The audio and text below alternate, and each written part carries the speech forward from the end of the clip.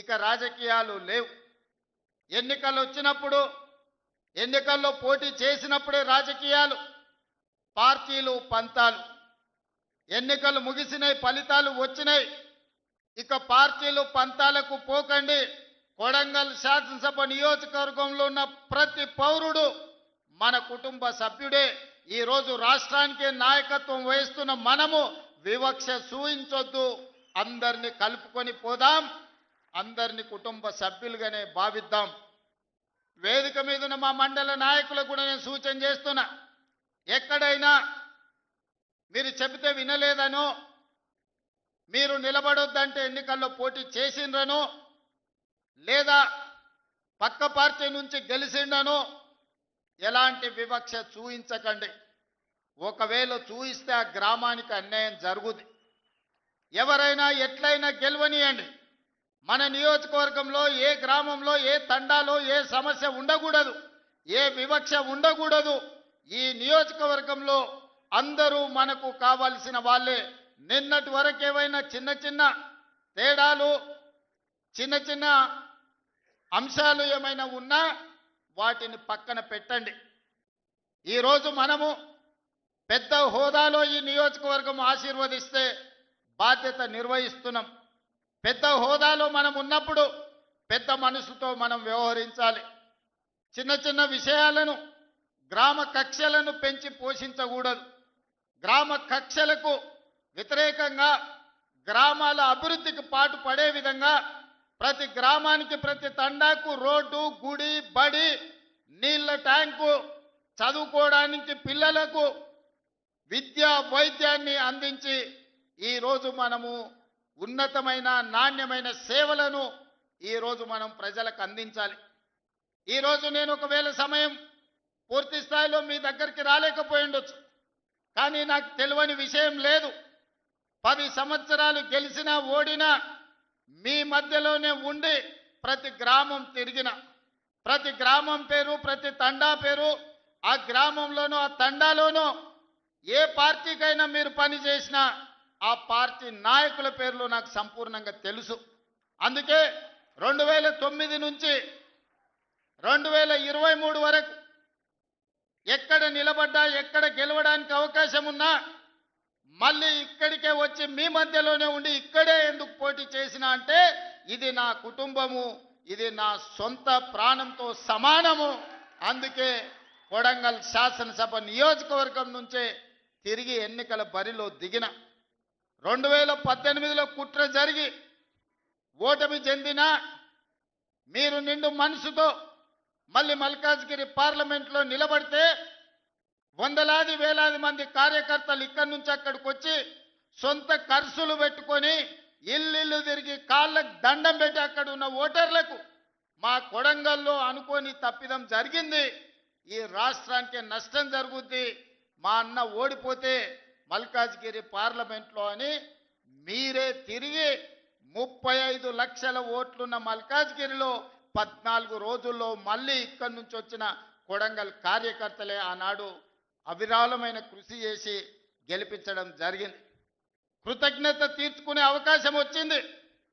మీకు నిజంగా సేవ చేసే భాగ్యం నాకు కలిగింది. ఈరోజు నేను అనుకుంటే ఏదైనా చేయగలిగిన స్థాయిలో మీ ఆశీర్వాదంతో నేను ఉన్నా.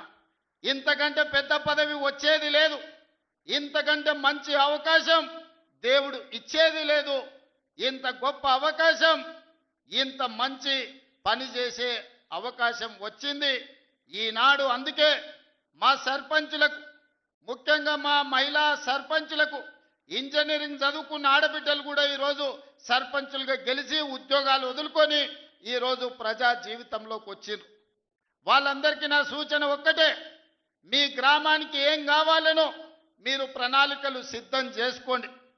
ఈ వేదిక మీద నుంచి రాష్ట్రంలో గెలిచిన 12,706 మంది సర్పంచులకు నేను సూచన చేస్తున్నా, ప్రత్యేకంగా స్పెషల్ డెవలప్మెంట్ ఫండ్ చిన్న గ్రామాలకు 5 లక్షలు, పెద్ద గ్రామాలకు 10 లక్షలు యథావిధిగా మీ గ్రామాలకు వచ్చే నిధులు కాకుండా స్పెషల్ డెవలప్మెంట్ ఫండ్ ముఖ్యమంత్రి నిధి నుంచి మేజర్ గ్రామ పంచాయతీలకు 10 లక్షలు, చిన్న గ్రామ పంచాయతీలకు 5 లక్షలు నూతన సంవత్సరంలో మీకు ఇచ్చే బాధ్యత నాది అని ఈ వేదిక మీద నుంచి తెలియజేస్తున్నా.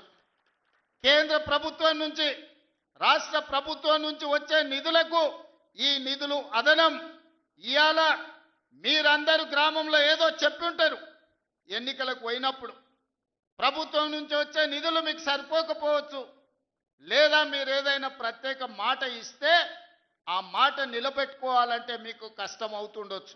అందుకే సర్పంచుల గౌరవం నిలబెట్టడానికి, గ్రామంలో మీ మర్యాద పెంచడానికి చిన్న గ్రామ సర్పంచులకు 5 లక్షలు, పెద్ద గ్రామ సర్పంచులకు 10 లక్షల రూపాయలు స్పెషల్ డెవలప్మెంట్ ఫండ్ నుంచి ఎమ్మెల్యేలకు సంబంధం లేకుండా, ఎంపీలకు సంబంధం లేకుండా, మంత్రులకు సంబంధం లేకుండా ప్రత్యక్షంగా ముఖ్యమంత్రి నుంచి సర్పంచులకు నిధులు పంపించే బాధ్యత నేను తీసుకుంటా. ఈ కొడంగల్ వేదిక మీద నుంచి మా సర్పంచులందరికీ నేను విజ్ఞప్తి చేస్తున్నా, ప్రణాళికలు సిద్ధం చేసుకోండి. మీరు ఇచ్చిన మాట నిలబెట్టుకోవడానికి మీ గ్రామంలో దీర్ఘకాలికంగా వాయిదా పడుతున్న సమస్యను పరిష్కరించుకోవడానికి మీరు ఈ నిధులను ఉపయోగించండి. దాంతో మా సర్పంచ్ గారు ఇచ్చిన మాట నిలబెట్టుకున్నారు. ముఖ్యమంత్రి గారి నుంచే డైరెక్ట్గా ప్రత్యక్షంగా నిధులు తెచ్చుకోగలిగిన మా సర్పంచులని మీ గౌరవం నిలబడుతుంది, మీ మర్యాద పెరుగుతుంది. అందుకే ప్రత్యక్షంగా ఈనాడు ఈ గ్రామ సర్పంచులకు నిధులు ఇవ్వాలి అని నిర్ణయం తీసుకున్నా. మిత్రులారా, ఈ వేదిక మీద నుంచి తెలంగాణ ప్రజలకు నేను సూచన చేస్తున్నా. 2023 డిసెంబర్లో మీరు ఆశీర్వదించి మెజారిటీ ఇచ్చి ప్రభుత్వాన్ని ఏర్పాటు చేసి 2 సంవత్సరాలు నిండుగా పూర్తి చేసుకున్నాం. ఆనాటి నుంచి ఈనాటి వరకు గత 10 సంవత్సరాలలో ఆ ప్రభుత్వం ఇవ్వని రేషన్ కార్డులు ప్రతి గ్రామంలో ఇచ్చినాం. ఇవాళ మీ గ్రామంలో ఎవరికైనా రేషన్ కార్డులు రాకపోతే గ్రామ సర్పంచులందరికీ విజ్ఞప్తి చేస్తున్నా, ఇల్లు తిరగండి, పేర్లు రాసుకోండి, ప్రతి ఇంటికి రేషన్ కార్డు ఇచ్చే బాధ్యత రాష్ట్ర ప్రభుత్వం తీసుకుంటుంది. దాంతో మీకు గ్రామాల మీద పట్టు పెరుగుతుంది. ఈనాడు దొడ్డు బియ్యం తినాలంటే బర్లకు దానా పెట్టేది. మరి ఈరోజు మా ఆడబిడ్డలు సర్పంచులు వచ్చారు, దొడ్డు బియ్యంతో నేను కాలం పోయింది, ఈరోజు సన్న బియ్యం తినాలి, ప్రభుత్వం ఇచ్చే సన్న బియ్యంతో సంటి బిడ్డలకు మీరు పౌష్టికాహారం పెట్టాలని. ఇవాళ తెలంగాణ రాష్ట్రంలో 3 కోట్ల